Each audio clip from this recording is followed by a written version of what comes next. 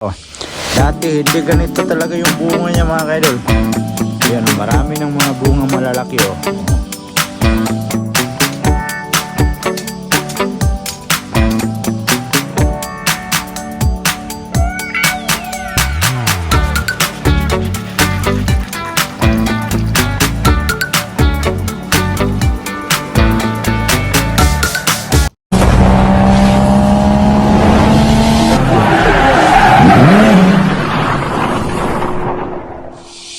Yo, what's up mga kaidol, panibagong araw, panibagong video na naman tayo ngayon. At magandang umaga sa inyong lahat mga solid kaidol natin dyan. At tayo po ay naglalakad ngayon. Punta tayo doon sa kabilang garden mga kaidol. Titingnan natin yung garden ni Tito, kasi wala pa sila, hindi pa sila nakabalik dito sa Japan. So tayo muna mag-asikaso kasi yung nasa pat na talong kasi nasasayangan ako ba, gusto kong itanim doon sa gilid. So pero titingnan natin yung mga tanim dito kung wala na yung mga insekto talaga, kasi inisprehan ko siya nung pagkatapos ng pagpunta ko dito na nakita ko kadami-dami ng nasitaw. So yun, at andito na tayo mga kaidol. Ayan o. Alright, so marami ng bulaklak oh. Ayan, titignan natin kung wala na ba talaga yung mga insekto na yan, kasi sayang din pag hindi natin asikasuhin. So maraming bunga yung ampalaya oh. Wow, kaso lang nagkukulay dilaw yung ampalaya oh, kasi sa ihi ng gawa ng ihi ng ano siguro, insekto. Ayan, tapos may dala akong pala. Yan, kasi ito mga kaidol oh, sinasabi ko, gusto ko i-transfer to, ilipat ko doon sa may gilid. Talong kasi yan, ang dami. Ayan oh, ang daming ampalaya dito. Tapos marami pa siyang mga maliliit oh. Di ba? So tinitingnan ko to palagi. Ayan oh, may malaki na. Dapat kasi ito mga kaidol balutin ng ano, ng newspaper ba, para hindi siya masira ng mga insekto, para maganda din yung tubo niya. Minsan kasi wala nang time magpunta dito kasi gabi na makauwi ba galing trabaho. Yan, dapat mabalutan to sana para hindi siya kasi ang dami nilang maliliit oh. So maabutan pa to ni Tito pagbalik niya galing Pinas. At saka mga kaidol, yung mga maliliit na bunga ng ating ampalaya, pinaglalaglag ko yan kasi nasira ata yan sa ihi ng insekto. Yan, kung makikita nyo, naging kulay dilaw yung mga dulo niya. So yung malaki hindi ko inalis kasi sayang din yung nasa taas. So pero yung mga maliliit na nagkukulay dilaw, pinaglalaglag ko para hindi mahawa yung iba. Saka meron pang natitira talagang mga insekto mga kaidol, kaya i-sprayan natin yan ulit. Laglag natin. Kulay dilaw, sayang. Kukulay dilaw yung mga maliliit.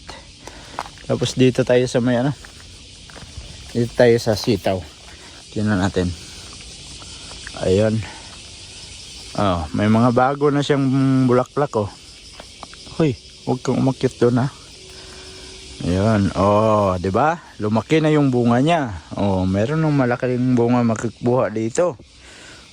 Magpakinabangan na to. Yan dati hindi ganito talaga yung bunga niya mga kaidol. Ayan marami ng mga bunga malalaki oh. Ayun, di ba? At least na sprayan natin at nawala na yung mga insekto. Kaso lang yung bunga niya ginapangan naman. Ayun marami nang ma-harvest nito. So shout out kay Tito ko. Yan, okay na yung bunga ng sitaw mo. Yan, at saka ito meron pang natitirang mga insekto, pero kailangan ma-sprayan pa to ulit sa susunod na araw. Meron pa siyang yung tawag sa Bisaya tsangaw, yung naninira ng mga yan Oh, meron ng mga maliliit oh. Alright. Okay na yan. At least may ano tayo. May makukuha na dito. Sila dito ko pag makabalik sila maabutan pa nila to. Ayun. Oh. Marami nang magaganda. Ito kasi oh, ito yung sinasabi ko, dapat kasi mawala to sila lahat. Oh. Yan, patayin mo yan. Kunin mo tapos patayin para hindi magdami. Para mayroong makita kagad. Agapan para yun oh. Yan. Patayin yun sila. Kasi dumadami yan sila pag hindi mo puntahan dito, dadami yan. Kaya ma-sprayan pa to ulit. Oh, kaganda na ng bulaklak niya oh. Alright. So goods na to. Oh, lalaki na.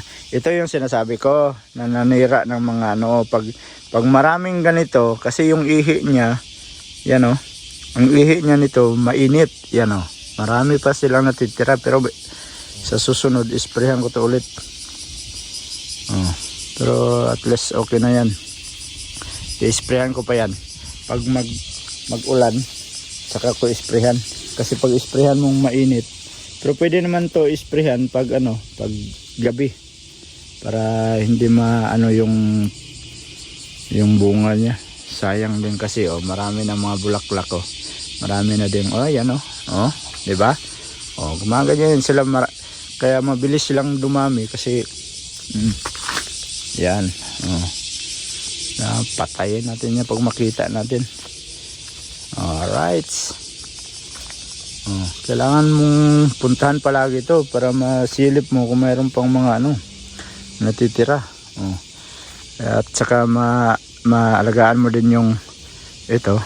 Yan, tatanggalin natin to kasi kinabitan na ng di ba? Marami na malalaki na dati wala ka talaga makitang ganito mga ka-idol. Right, good na yung mga puno niya. Yun. So kailangan mong tingnan palagi dito. Yan mga ka-idol tataas ng bunga sus, hindi ko inisprehan pala to, wala ka makikitang ganito. Nasa ilalim may mga bunga na. Tapos yung talong okay na naman yung mga bunga niya pero maliliit pa yung iba. Ayan yan may mga diba? Lumalabas na yung mga gandang bulaklak ng sitaw. Saka yung talong maliliit pa pero yan ang dami na.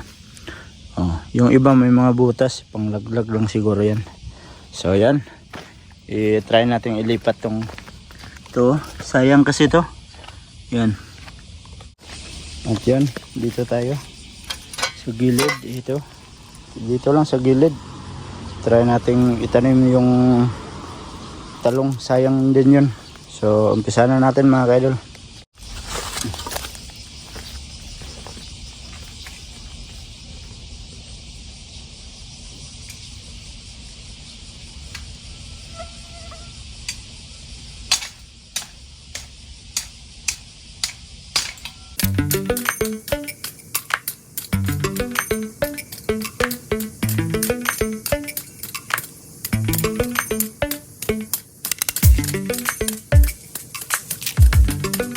Ayan na. At nalinis natin yung dito na part. So gagawin natin, ilalagay natin sa gitna yung lupa. Pagkatapos transfer natin yung talong doon sa may pot.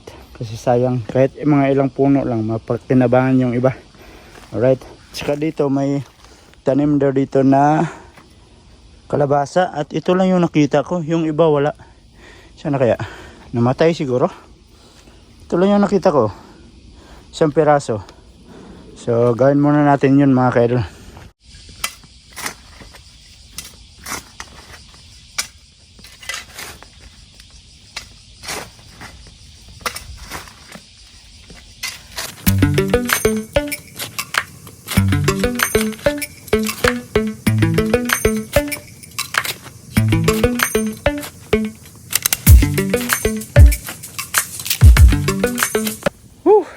Grabe. Ang init mga ka-idol. So tapos na nating ayusin yung paglagyan natin ng talong. Yan, isang linya lang. Okay lang yan. So kasi sayang kasi. So ilipat na natin mga ka-idol. Ayan. So yan. Ito. Try natin ilipat. Tapos pagkatapos diligan natin. Siyempre.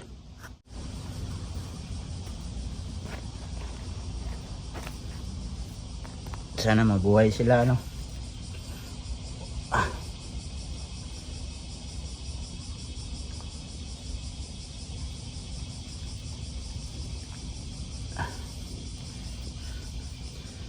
Piliin na natin yung maganda.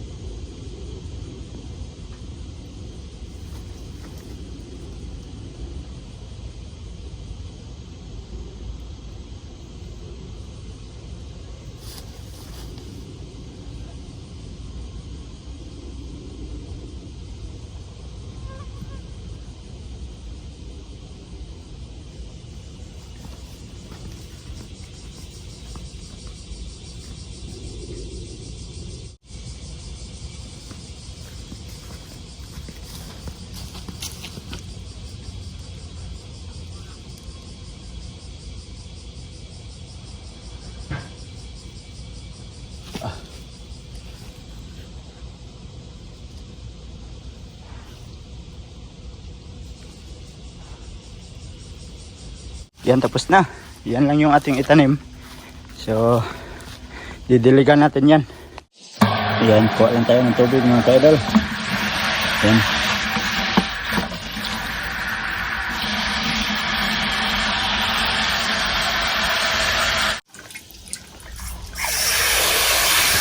Ayan, puno na mga ka-idol. Tara.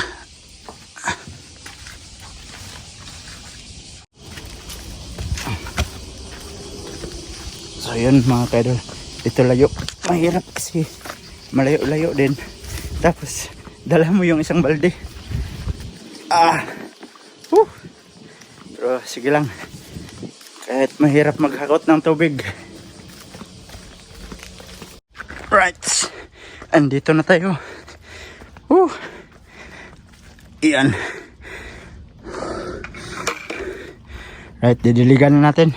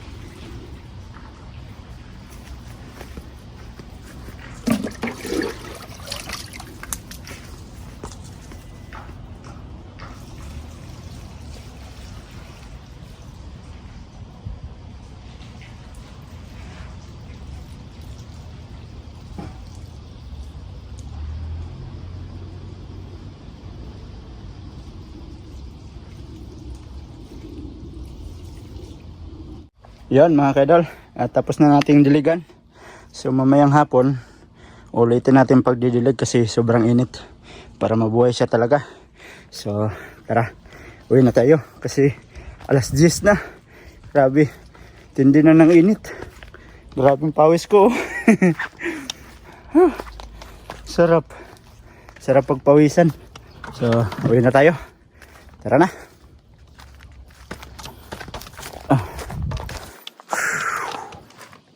Yan mga kaidol, at andito na tayo sa bahay at nakapaghugas na ako ng aking kamay, saka yung aking ginamit kanina na sweatshirt, yan nilabhan ko kaagad kasi basang basa sa pawis, at saka yung aking yung aking kalo, so nilabhan ko talaga kaagad para hindi mag-amoy pawis kasi mahirap pag mag-amoy pawis yung mga damit. So yan, at saka mga kaidol, mamayang gabi nga pala, mayroong tinatawag nila dito sa Japan tuwing taon-taon na hanabi. So abangan ninyo sa susunod na video. At yan, dito ko lang muna tatapusin yung ating video at medyo mahaba na to. So salamat sa mga solid ka-idol natin dyan at nakaabot na naman kayo sa dulo ng ating video. So thank you sa lahat ng mga solid ka-idol na sumusuporta palagi. So yun, sa mga bagong pasok dyan, please like and share and don't forget to subscribe Jade Mendero TV. Hanggang dito na lang. I love you all, God bless you all mga ka-idol. Mag-ingat kayo palagi. Bye